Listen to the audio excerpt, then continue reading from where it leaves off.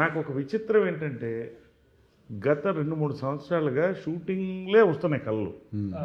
80% అంటే కోపం వచ్చినా, క్రోధం వచ్చినా, కామం వచ్చినా, ప్రేమ వచ్చినా అన్ని షూటింగ్ లొకేషన్లు. నిన్న నైట్ కూడా భయపడిపోయి డాక్టర్ని అడిగాను, డాక్టర్ గారు ఇది ఏంటి ఇలాగే కళ్ళు వస్తున్నాయి ఏంటంటే మీరు రొటీన్ చెప్పండి అంటే చెప్పా.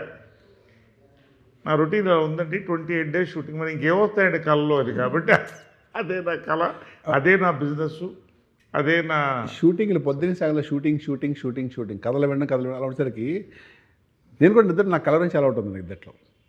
చాలా డేంజర్ అది. అమ్మో, చాలా డేంజరస్ పాయింట్ ఇప్పుడు వచ్చింది బయట.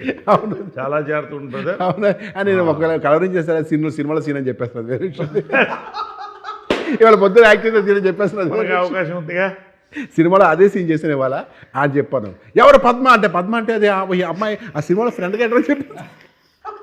సో అలాగే అదే నేను కూడా కలర్ నుంచి నేను కూడా మధ్య యాక్షన్ కట్ అబ్రా డైలాగ్ అని వస్తుంటానండి మధ్యలో.